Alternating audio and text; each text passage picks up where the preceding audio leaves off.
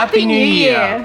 Welcome to 2024, guys. Today's video is going to be a bit of a reflection on 2023. We're going to run through a whole bunch of stats from the year. We love the stats. Not only eBay, but also YouTube, so you guys get a bit of an insight into that as well. We're going to talk about some of our wins and some of our losses from 2023. We're also going to talk about our goals for 2024, and then we have a bunch of questions from you guys, so we need to get right into this one, otherwise you guys will be here forever. Before we get started, we just want to thank everyone for your support in 2023. It was a massive year for us with massive ups and massive downs. It was a bloody roller coaster. I mean, It was a roller coaster. Yeah, so let's get straight into the stats from eBay in 2023. I've got my notes here so I don't stuff this up. So you don't have it memorized? We've actually written down our sales figures from 2023. Do you want to grab the little board right next to you? Oh, look at this. Here's one we prepared earlier. Do I show it now? Yeah, so in 2023, we sold $764,991.94 in total sales across eBay, and also some local sales, wholesale, and also auctions. The only thing I haven't included in there is a few cash sales because I haven't done the figures for those, so there might be an extra couple thousand here or there. That is a revenue number, and a lot of people get annoyed at us sharing revenue numbers, but all of it is relevant, and we do have our profit margin. We do. So I've run the figures across to the 2 6-month periods because I track financial year. We're currently tracking in our current 6 months at about 32.9%, and I think our first 6 months of the year would have been about 27.6%. So across the year, we're pretty much sitting at about 30% net profit in our pocket. So that net profit goes to pay for all of our wages. Now there's 3 of us plus Amber. Last year there was 4 of us plus Amber, so 4 full-time plus Amber's kind of like 7 or 8 hours a week. So that figure is all divided down by the 4 of us. So even though that's probably like $230,000, once you start dividing that down by 4 people, it's modest. Yeah, we're paying ourselves a modest wage, but we love what we do and we're working on our own schedule. So we're pretty happy with that. Yeah. Saying that, we sold 12,717 eBay items across the 3 stores. So that's the main store, Cara store, and the DVD store. What I hear is that we packaged over 12,000 items. Yeah, that's a lot of stuff. And obviously, if you guys have seen last year's video, Cara store will be going back to her as she has left the business to look after herself, probably around March. So that component of her store will drop off in the new year, which is why we have some new goals, which we'll talk about at the end of this video. The goalposts are always changing in this business. Yeah. But this year our goal was to pay wages and also to pay for the overheads of running the business this way. So success. Yeah, and for us to say that we've built a $750,000 revenue business, I would never have thought we could have done that. At the start of this journey 6 years ago when we started selling things from our tiny little unit, and for us to have been able to build this business, even though things are changing going forward, we're extremely proud of what we have been able to achieve ourselves, Cara, Dan, and obviously with Amber coming on in the last sort of 6 months. We're stoked that we could actually make that revenue goal for 2023. So that's pretty awesome. Saying all of that, our ASP across the 3 stores was $60.15, which I'm pretty happy with as well.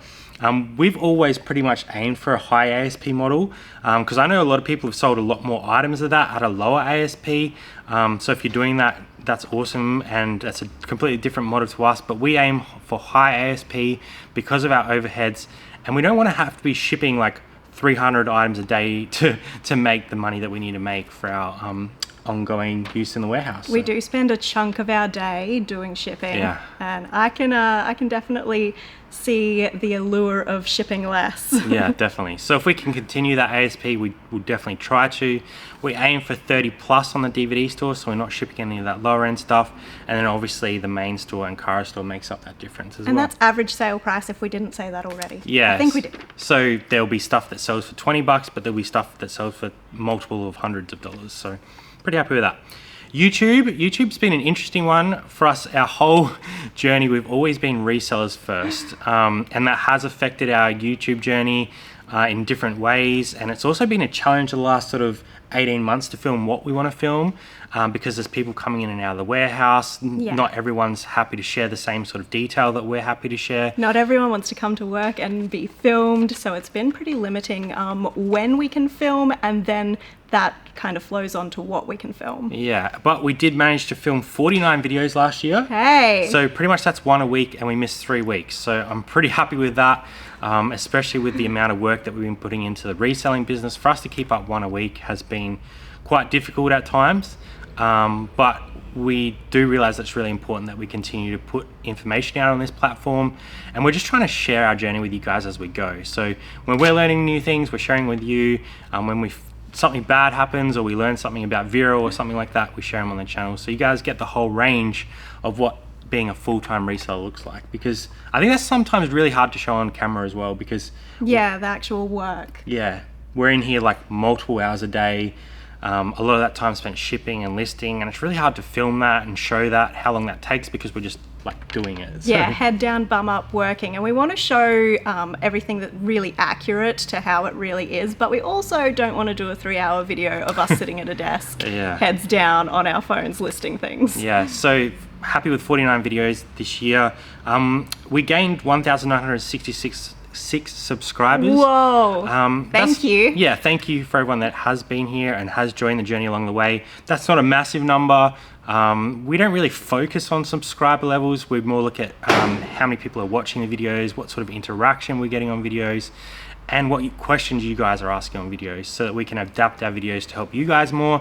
But obviously we would like to continue to grow on YouTube, because we continue to put these videos out.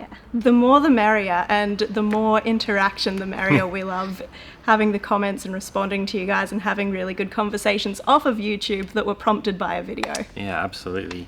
Okay, a couple other successes for 2023. We actually released our first digital product, which was the reseller spreadsheet. So that was something that I personally developed for us to start with. That is the tool that we use every single week, and Brad made it for us so that it could be really simple to see all of the revenue that's coming in, everything that's going out, and what we should have in our bank versus what we're going to have to pay GST. It's so handy for us, and we're really glad that it's been handy for you guys too. Yeah, so I think we ended up having about 300 people take us up on that offer, which was amazing. I'm so glad that we were able to put that out, because I think that finances is one thing as resellers we do leave behind a little bit. Totally. And thankfully we have a great accountant in Ethan who looks after all of our stuff, so if you do need someone, make sure you check him out. Ethan Rushock. But we really wanted to put something out that was going to be really easy for people to use, really easy to follow, and we wanted to do a model which was pay what you feel, because we never want to tell you what we think our products are worth or our time is worth, and we know that some people can't afford to be paying $50 to $60 for a spreadsheet, but we're super glad we could put that out and you guys could get some value out of that as well. Success. Yeah, the next one was we did our first paid partnership with somebody, and it was actually Garage Sale Trail, and we've been approached by quite a few different companies over the time, but we've always wanted to be really authentic with the information that we're putting out, and we didn't want to promote things that we personally hadn't used or been a part of. And nothing felt quite right until Garage Sale Trail. I really just cut you off because I got excited. Garage Sale Trail was probably the first one that we felt really comfortable with. Yeah. Because we've been approached by some label printers before that we haven't used. We've been approached by some random clothing companies and stuff like that. Cross-listing things and researching platforms, but they're not things that we ended up using long term, so it wasn't really appropriate for us to do something with those companies. But with Garage Sale Trail, we've done things with them for years, so it was really exciting to have the opportunity to go on and actually give valuable information in that kind of a platform. Yeah, that was really cool. So it was really nice to be able to sit with those people and talk about buying secondhand at Garage Sale Trail. That's what we love. Yeah, we hope next year we'll be able to get back and do some more work with them, because that was really cool. All right, so let's talk about some of our best and worst from the year. So I've got a couple quick fire questions here, and I'm just going to throw them out there and we'll both sort of answer what our versions of the best or worst were for those things. So our best buy for 2023, whether that's individual item or a bulk deal. Easy. In June, we bought a really big liquidation deal of brand new camping gear, and that was like 3 months worth of listings for us, which is amazing because then it frees us up to not have to be sourcing super hard for those 3 months. And at the price that we got it, that was just blew everything else out of the water. That was the best deal. Yeah, I definitely agree. It's not every day you come across those sorts of deals. If we could, would love to do them. The only caveat to that is obviously the expense, the outlay of that. We don't often have $30,000 just laying around in the bank account. But if we could manage to do those sorts of deals once or twice a year, that would pretty much sustain us ongoing. So. Absolutely. It was definitely worth sorting out the finance for that, and it paid itself off in a really good amount of time. Okay, worst buy for 2023. Do you want to do like a 3, 2, 1? We're both thinking of the same thing. 3, 2, 1. Gaming hall. So we got contacted by someone that had moved over from Queensland, I believe, with a whole bunch of gaming stuff. We didn't spend a heap of time looking through it because we could kind of see that there was some decent value on top. And it started raining. Yeah, it started raining, so we didn't have a lot of time to like sort through it. And we probably should have spent a bit more time on it because it ended up, we did make money on it, but not enough for us to actually do it, something like that again. After checking all the discs and testing all the consoles, it was just too much of a mess around, I think. Yeah, so we probably wouldn't do that exact type of deal again. Even if we got it sort of $500-600 cheaper, it just wouldn't be worth our time. We ended up pushing a lot of that stuff through auction to get our money back pretty quickly, and pulling the better stuff and putting it on eBay. And I'm not suggesting it was his fault at all. I know that he had that stuff aside for quite a while, so he probably didn't really have a great idea of what was there. But it just wasn't a great deal for us in the end. I think you just made the point though, we couldn't get the money back very quickly, or we couldn't maximize the return on it quickly. And I think that that's super important, is once we've spent money on something, we need to immediately be getting that cash back. Yeah, as fast as we can. So I think that's the same for both of us. Now let's talk about YouTube. So favorite vid that we made from 2023. Doesn't have to be, you know, the most popular one, but the one that you enjoyed making the most. The one I enjoyed making the most, in general, garage sale videos. Yeah. And if I had to pick one of those, probably the garage sale trail one. Yeah, I think for myself, my favorite video wasn't actually on this channel. So my favorite video was on the Brad and Jazz channel. And it was the video that we went to Tasmania. And we went to Cataract Gorge, and we also shared the Airbnb we were staying in. I felt like we were just like really comfortable. We showed a little bit more of our personality there. Yeah. There was more for us to talk about. I think after a while talking about eBay all the time, it just can be a bit dry. And I felt like having something brand new to talk about, exciting, some place that we hadn't been before, just brought out the best in us. We were feeling good. And I think we did a really good job of putting that video together as well. So that was my favorite. My favorite on this one was probably one of the garage sale ones as well. Couple reasons, because we really love garage sales. They're pretty easy to put together, and the interaction we get on those is a lot better. We've had so many fantastic interactions at garage sales, and we love capturing them. And I reckon out of all the hundreds of garage sales we went to over the last kind of 6 months, we probably had like one bad interaction, and they did not make it to a video. Yeah, no, we did film one extra video that didn't make it to YouTube because the whole vibe was just off. Like the first garage sale we went to, there was just a couple really negative people, and I didn't want to like drag this channel down at all with that sort of negativity. Why would we show the drama when there's so many fantastic interactions? And it just kind of set up the day for like not having a good time. Even though we got some really good stuff that day, we just didn't feel like it was something we wanted to put on YouTube because these couple of people were just like really negative about stuff. So it's always the 1% who ruin it. Okay, worst performing video of 2023. What do you think that would have been? I'm guessing because I haven't looked, but I think it's probably one of the shorter ones. And I remember that I did a tutorial on how to best ship vinyl records, and I think that one was pretty slow, but there were some comments on there that said like this was exactly the information I was looking for. So I think it's worth it. It wasn't actually that video, and I'm surprised at which video it was. It was the garage sale trail video that we did, and we found all that World War II stuff. Which my favorite video to film. Yeah. My top video for the year was our worst performing video. I dressed up for that thumbnail and everything. I think there's kind of two things. I think not all of our viewers watch garage sale stuff, and we have thought about switching out garage sale stuff to a different channel. And also, it was a pretty busy time of year. There was a lot of things happening. Everyone was out garage sailing as well. Just say it. It was me in the thumbnail. Not at all. I think my title actually stuffed it initially because I did change the title at the end. But I mean, for us, like, we do look at our view counts and obviously we want our channel to grow, but it isn't the be all and end all for us because YouTube is always secondary.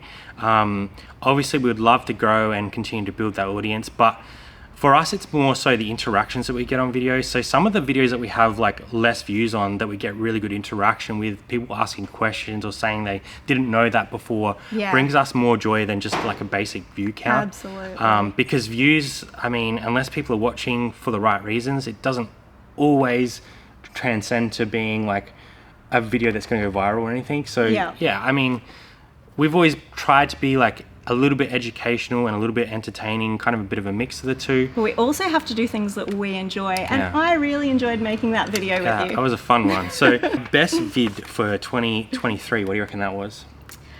Oh, you know what? It'll be the opposite, and it'll probably be either like a shipping tutorial that wasn't like that fun to make but is helpful, or it would be like a big announcement that we didn't enjoy filming. No, it's neither of those. So it's actually a video that we did answering all your guys' questions. It was just called Stop Asking Something Like That. Stop Asking Questions. Stop asking us this about our eBay business. That's really interesting. And yeah, that did quite well for us at least.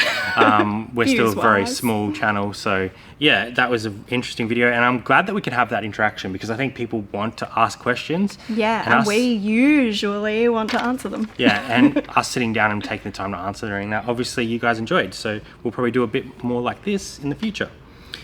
What were the best eBay upgrades and the worst eBay upgrades in 2023? Okay, in my opinion, the best eBay upgrade this year was pretty recent, and it was when they upgraded the app so that you can send out multiple offers at a time. That's and when so good. It says you've got 50 offers to send, you don't have to go through one by one on your app or go and get onto the desktop computer or laptop. You can just send them all. Yeah, and you can just select like a percentage rate, so that's super cool. And the worst upgrade for 2023? I think the worst upgrade might be happening right now, and I hope I'm wrong, but we've had 2 days where our app has updated, and one day it was a really terrible dashboard, shocking interface, I really didn't like it, but it seemed to have a more accurate 90-day total that took into consideration the cancellations and all that, what have you, which usually inflates your 90-day total to actually more than it really is. But then the next day that was gone,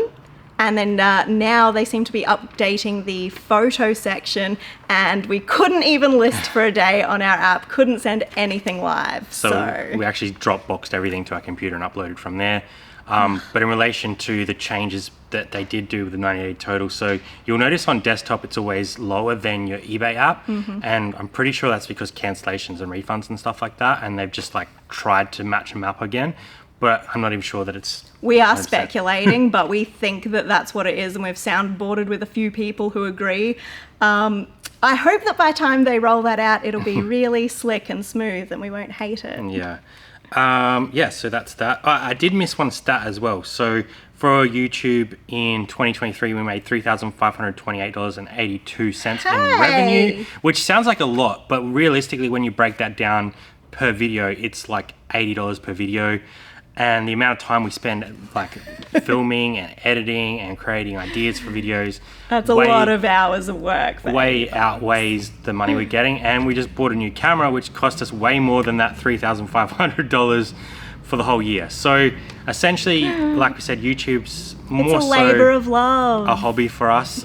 We're hoping that in the future it becomes a little bit of a financial income for us, obviously as we hit the road, but it's definitely not a big one. But I thought I'd just throw that in there before we moved on to the next section. Why not? Okay, goals for 2024. Obviously there's been big changes in the business, as you guys would have seen in the last couple of videos.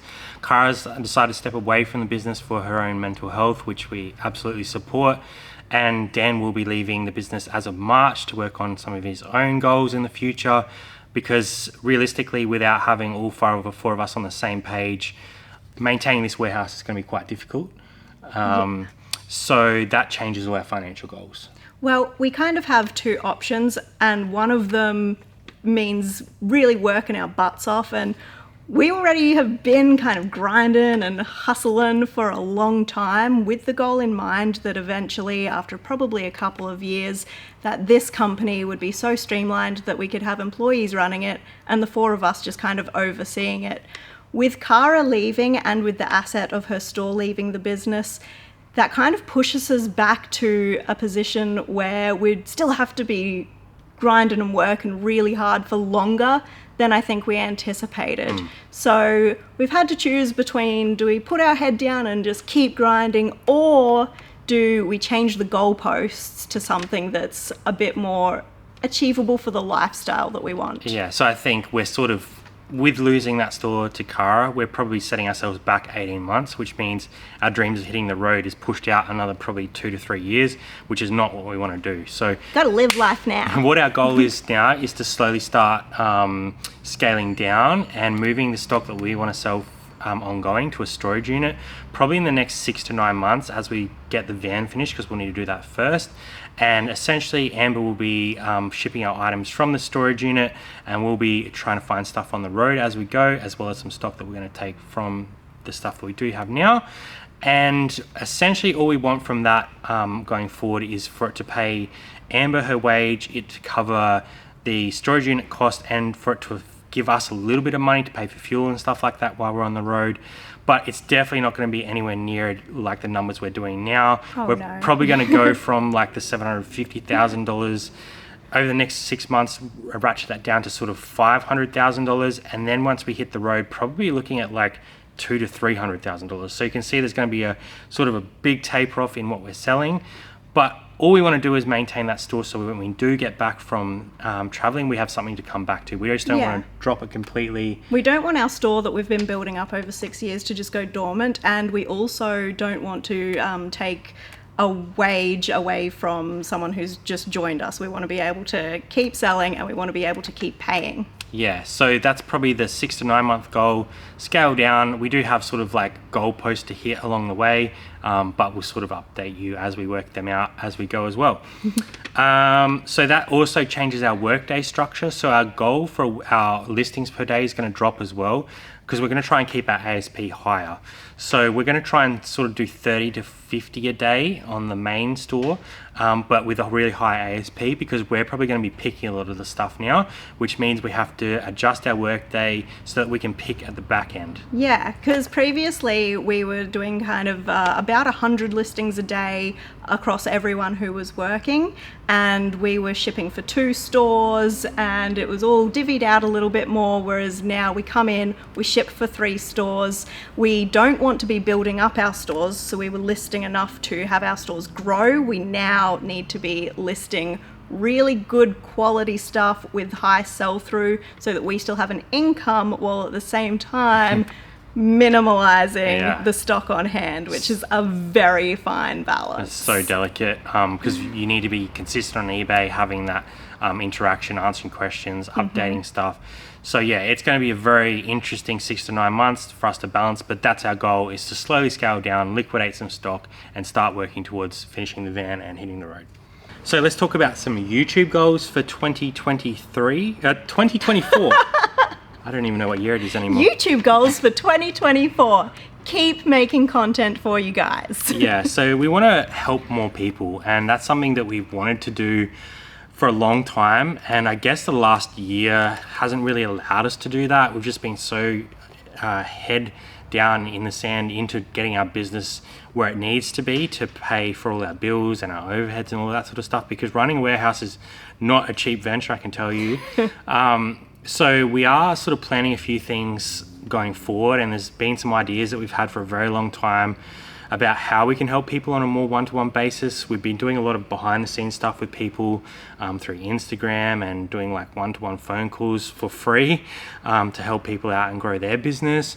And we've really enjoyed that. So yeah, I find that really feeds us more so than making just our regular videos, which we will of course continue to do, and we enjoy that. But what really feeds us is being able to be a soundboard for people and actually talk about your businesses. Yeah, we're obsessed with eBay, all the analytics and the back end stuff, and understanding how to get better quality stock and save more money and all that sort of stuff. So when we talk about that, we get super passionate. So what we're thinking of doing, and we haven't decided anything yet, so you guys can be a great sounding board for us, because we never want to alienate people. We're thinking about using like the YouTube memberships and doing like a once a month live, where people who want to be involved in that can pay a very small fee to be involved in that live, and we can have really quality conversations with people. People in attendance will be there for a purpose, focused, really quality conversations. Yeah, and be there for the right reasons. So if that's something you guys would like to see us do, we would love to get back to doing lives, but we just really haven't had the time over the last 12 to 18 months with everything that's been going on in the business. We used to go live every week for years, and we really enjoyed it. It also really did burn us out. And a while back we made a video where we actually said what we want from this channel is to be interacting and to be genuinely helpful and involved. And I think that maybe in 2023 we got to do some social things which were fantastic, very well received, absolutely amazing, but we might have failed a little bit on the other side of that.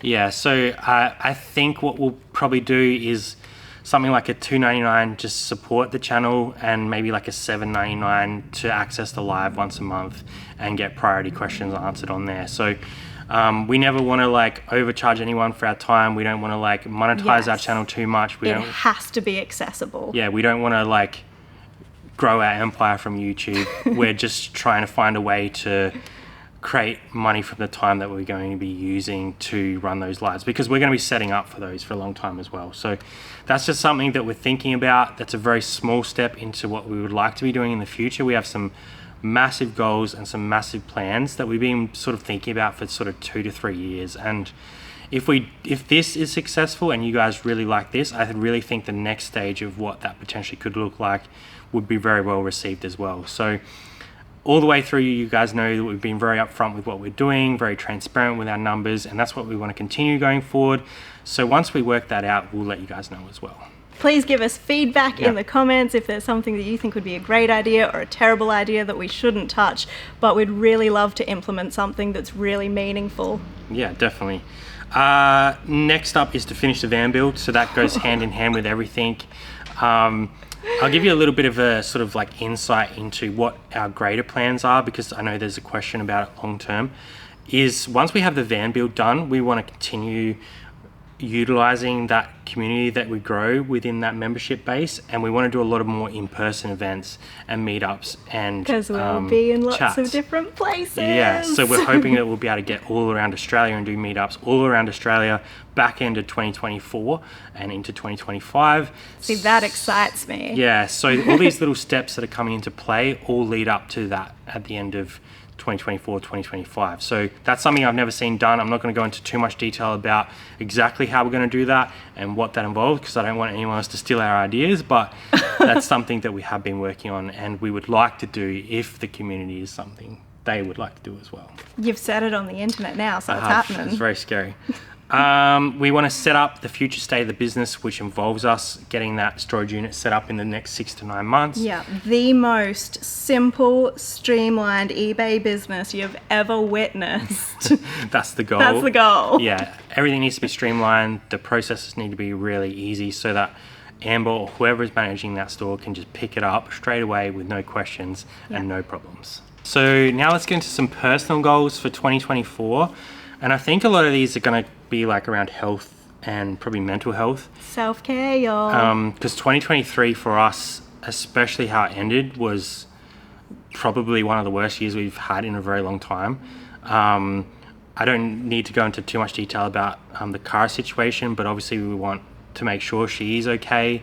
And as being friends with her, that definitely was something that we were concerned about. I think that we probably didn't have enough time to reflect on how all of this was affecting us mentally as well? I wouldn't say that I handled it fabulously, unfortunately, but I think that we definitely will be focusing on both the mental and physical care going into 2024 out of necessity. I think like we just didn't have enough brain capacity to like eat well. So I've definitely to exercise. Yeah, I've definitely put on some weight, and I've already started to try and fix that in 2024. I've ran the first 3 days of January. We're starting to eat better. But realistically, focusing on our mental and physical health in 2024 is going to be a priority.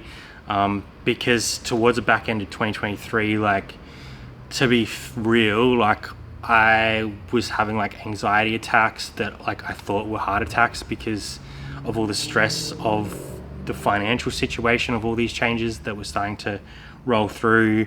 It definitely started to affect us physically, and I don't think either of us have ever really dealt with a level of stress that manifested physically, so it was a bit of a wake-up call. And I do want to preface this by saying that this stress is nobody's fault. No, this is just happens. circumstantial. Yeah.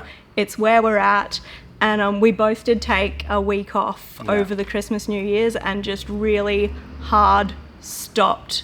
And we didn't even really have like a social Christmas or New Year's. We really just kind of hibernated. Yeah. And I think that that was a really good foundation to start now building back up into good habits that are going to help us. Yeah, because I think like that sort of last 2 to 3 months of 2023 was a huge challenge for all of us, and there's so much emotion, and you know, we wanted to all be there for each other and be, you know, help the friendship and all that sort of stuff. We're all worried about each other, but then we're all worried about how we're going to deal with our respective situations as well. Yeah, so I think that created a really big strain on us, and it's something that I probably haven't really talked about enough. And there was moments at the end of 2023 where everything felt like it was falling apart, and we weren't going to be able to do the things we want to do in the future. And like even like spending time with our families over that period was quite difficult because we just didn't like have the brain capacity to like engage properly. I felt really kind of guilty that our quality time wasn't quality. Yeah, but I think 2024 we've had a bit of a hard reset. We're working towards our future. As difficult as some of those situations are still going to be financially, I think we have now set our direction, and like we said in that last videos, we're trying to turn lemons into lemonade and really see the positive side of this. So as difficult as it has been, I am personally feeling a little bit better. I think even just the step one of just like making a plan, of just making a decision of what are we going to do, and then like putting the steps in place to achieve that. That's how we've always operated. We've probably usually felt far more in control of those steps and the goals we wanted to achieve, but we've at least managed to make a plan, and I think that that was a really big first step. Yeah, so 2024 is, it's always a cliche, get healthier and be mentally better, but no, but we mean it. Yeah, we really have to. It's not really a question of like if we should or shouldn't. We have to, because we can't let ourselves be in that spot that we're in at the end of 2023. Yeah, don't recommend it. As Cara said, there's no time for sad girl summer. In 2024. In 2024. So we're all taking steps to definitely make it a way better year. Yeah. Okay, let's get into some questions that you guys had. So we just put out a really quick post on Instagram this morning about stuff that you wanted to hear, whether that was in relation to 2023 or 2024, or just had a general question. So I've got about, I don't know, 6 or 7 questions here. I probably missed a whole heap because we've like filmed this literally 2 hours after asking that question. So we just asked, here we go. Let's get into this one. First one is from Tash, and it says, any regrets for 2023? And she also said like, a lot of people say they don't have regrets and it's like learning, which I kind of get, but I think it's important to understand when you've made a mistake and like learn from those mistakes. Right, so like should have taken a different path. Yeah, so I wouldn't say we have like any regrets. Obviously the whole situation of the business winding down is a massive... It's regrettable, but it's not a regret. Yeah, because we couldn't... It's just how it played out. We couldn't really do anything extra to make that not happen. I could say that I regret that this job has been stressful when it's designed to be like a really simple job, and sometimes there's lots of work to do, but it should be easy and simple. But maybe going into this like next chapter, we'll have better control of like just the systems and processes. So it's not a regret. It's I think the only regret I have is probably that gaming hall that we didn't do more research on it while we're there to make sure that there was enough profit in it. Your big regret is one bad buy that still made us money. That's all right. Next question is from Tessa. Tessa Fines. Which categories are you going to focus on sourcing in 2024?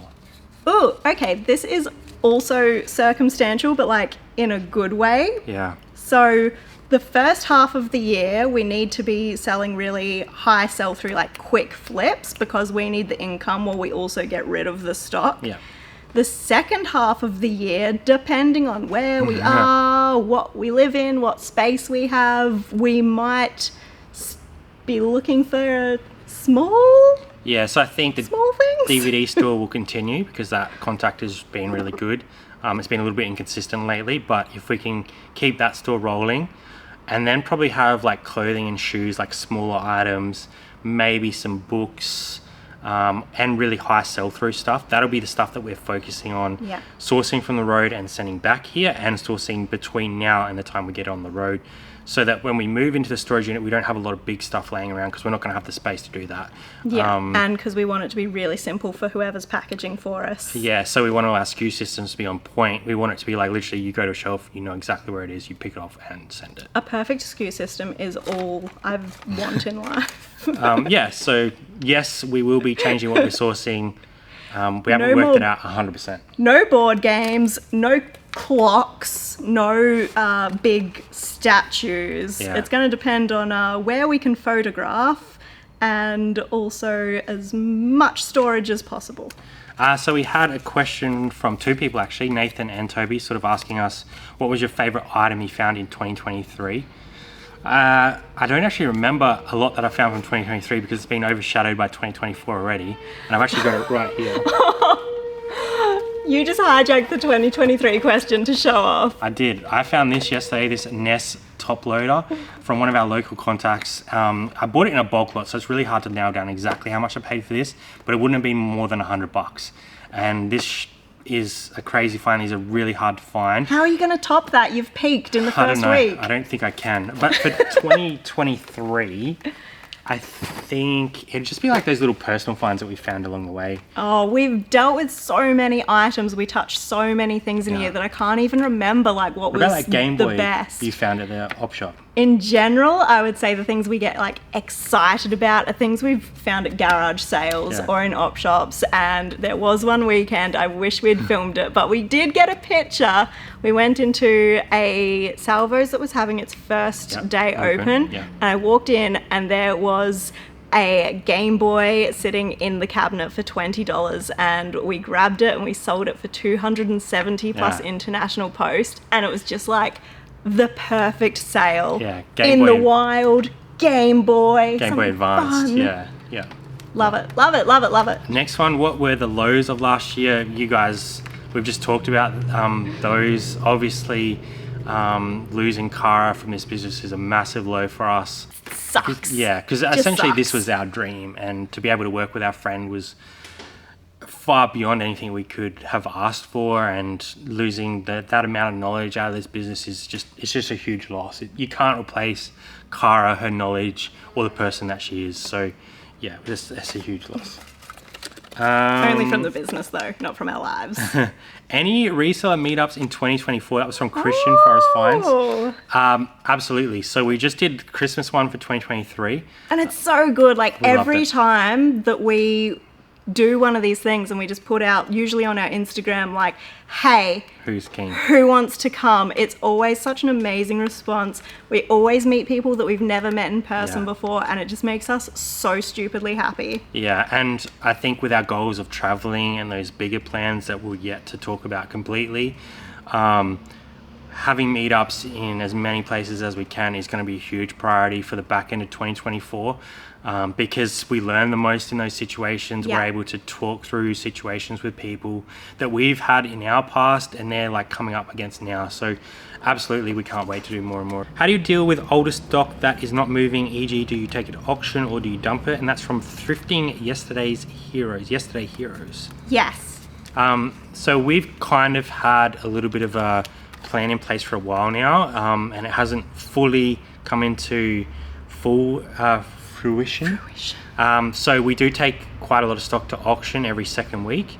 Whether that's stock that we've got in bulk lots that doesn't quite make sense to sell on eBay. Or it's chunky. Yeah, or it's big, or it's stuff that's been sitting around too long, but we'll sell in an auction setting. We do donate a lot of stuff and write that off on our tax side of things, so we keep track of that as well. And we do some wholesale lots and stuff like that, but generally wholesale lots will be stuff that we've picked up in bulk and we know that other people can sell it. Yeah. The only time that we're probably going to liquidate stock that hasn't sold is going to be like now as we go forward, and that's going to be more to the case of it hasn't had time to sell. So whatever's in our store over the next sort of 6 months, we're going to slowly try and liquidate those sort of categories, and we will be wholesaling some of that stuff off, but in general we either take it to auction, we will donate it, or on the odd occasion that something's broken, we will obviously dump it. Any new postage hacks or learnings? And that one is from Alexis. I'm unprepared for this question. I don't think there's any new things. We have pretty much tried to standardize as much of our postage options as we can. So small, medium, large in all the boxes, the satchels and the padded mailers. We haven't really succeeded in that because while we've been trying to pay 5 people and massive overheads, we kind of have to sell everything that we can make money out of, which is your board games and your clocks and your big statues. But everything that we've been able to standardize has made such a difference. So I guess no like new fandangle things that we've just discovered, but the biggest postage tip that we have is just standardize, just get everything so streamlined so you don't have to think, you don't have to stuff around. Yeah, and use My Post Business because you will get those band savings. Get discounts. Second last one, top 3 places you want to travel to this year from Second Home Hunter. Oh, I think we really enjoyed Tassie last year and we want to see more of that. The bottom of WA is a massive one for us. Yeah, we were both born in the bottom of WA and we've both never properly been back, so... Yeah, probably those are the main 2. We want to get overseas as well. We want to go to America at some stage, but that's probably not going to happen this year. And we want Why is that not happening? We've been spelling Brad's name wrong his whole life. We're trying to get my passport, but my middle name's not spelled right. And we also want to go to New Zealand at some stage, but that's probably like a 2 to 3 year plan. I love New Zealand. All right, last question is from Megan, the Urban Fossicker. I almost didn't put this one in, but I thought let's just answer it. So why don't we ever see Brad without a hat? Bold question, Megan. Probably like bold, really, isn't it? I guess for me, like, I don't think it's a secret, like I'm losing my hair. And probably for the last 2 to 3 years, that's been something that I've been dealing with. I guess it's like an insecurity of mine and I don't really feel like comfortable with the way I look without my hat at this point in time. It is something that I'm like trying to work on and get over. But I mean, it's kind of like, I don't know, like mates joke about it and have fun with it, but it's something that like I don't really feel comfortable with it at the moment. So until I feel comfortable with it, until I feel like it's something that I can share with you guys and put myself out there and be like, yeah, I'm bald, cool, whatever, I will continue to wear the hat. Because it's not something you can really like hide. Like you can't put makeup on your head to make you feel better about yourself. Like we'll draw hair on you every morning. And it's kind of something like through my teenage years, like I was pretty expressive with my hair, if you want to call it that. Like I had spiky hair. You liked your hair. It was like part of my identity almost. So for me to like lose that has been like difficult, I suppose. And I'm like 33. So I'll tell you a secret though. Brad looks really good without his hat, and it's just for my eyes only at the moment. I might get a bit jealous. So yeah, it is something that I'm not comfortable with sharing at this point in time, and it is an insecurity of mine, so that's why I wear my hat. And it's kind of hard being in public, you know, like being on the internet every week, even without having like a crazy huge channel, like we can be self-conscious. Yeah, like I have glasses, I'm overweight, and I'm bald, so I don't have a lot going for me really. Still a hottie though.